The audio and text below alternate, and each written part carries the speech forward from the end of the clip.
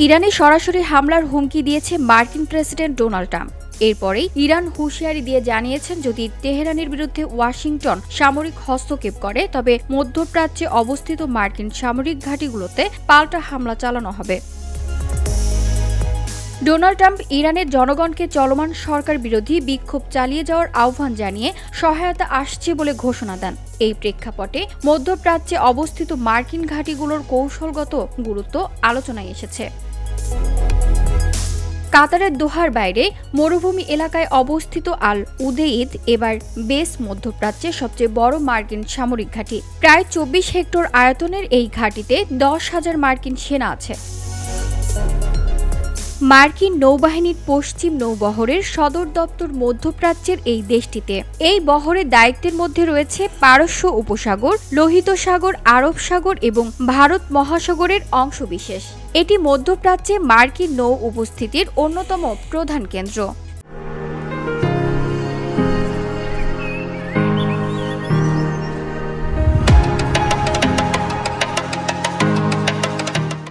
ইরাকে মার্কিন বাহিনীর কয়েকটি গুরুত্বপূর্ণ ঘাঁটিতে অবস্থান করছে। আইন আল আসাদ এয়ারবেস পশ্চিম আনবাস প্রদেশে অবস্থিত।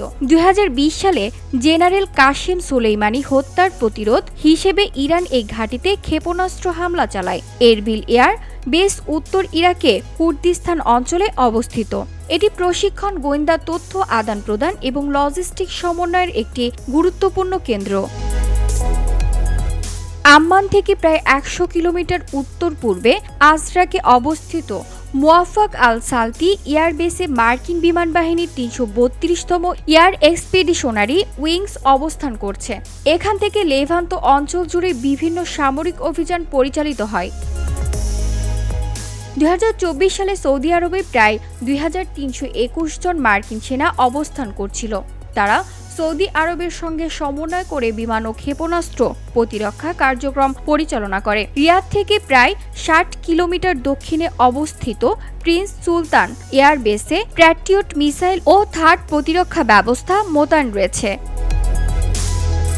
কুয়েতে একাধিক গুরুত্বপূর্ণ মার্কিন সামরিক স্থাপনা রয়েছে।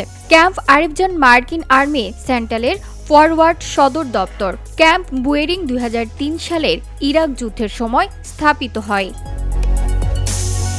আবুধাবির দক্ষিণে অবস্থিত আল ধাফরা এয়ার বেস মার্কিন বিমান বাহিনীর একটি গুরুত্বপূর্ণ কেন্দ্র।